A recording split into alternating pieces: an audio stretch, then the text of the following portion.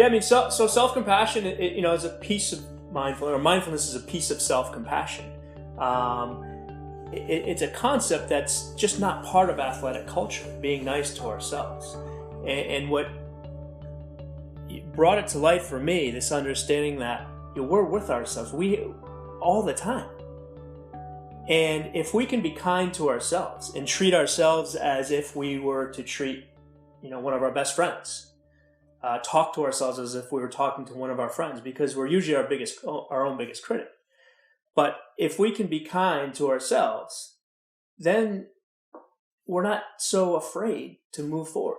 So the example being, if I go play golf and I know I have to answer to myself after if I don't play well, people are going to read about it or whatever, but I'll have to answer to myself first and for the most amount of time. And if I can be kind to myself, then I'm not so afraid anymore.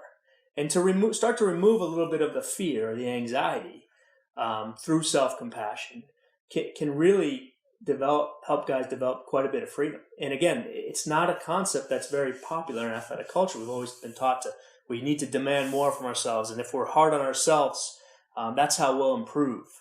And if we critique ourselves, in reality, it just starts to break us down.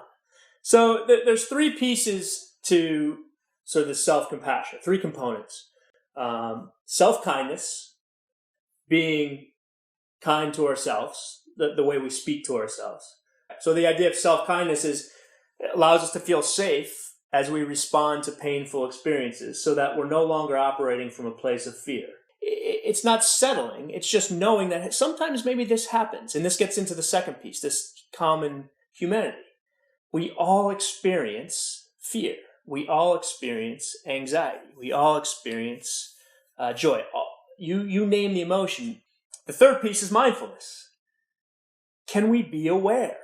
Can I be aware that I'm experiencing this anxiety? And can I watch it? And can I feel it? And can I allow it to pass through? If we're able to sort of recognize it in the moment and acknowledge it, then we're no longer sort of tied to sort of react so negatively anymore. Kind of a rough sort of introduction, but the idea of just if we can be kind to ourselves, then things don't seem so scary. What would you want to hear? Like, let's say a post-run interview with someone that you work with. What would you hope to hear after they shoot, a high score? Like, what would you want them to be saying? I felt really good out there. I struggled. In the game of golf is hard, but I continued to just play. I felt good over shots. Regardless of how they turned out, I was able to move forward. I'm not as tired. I feel like I have a lot of energy, and I feel good about tomorrow. But ideally, I'd love to hear from guys after a perceived poor round and say, man, I felt great out there. I really felt great.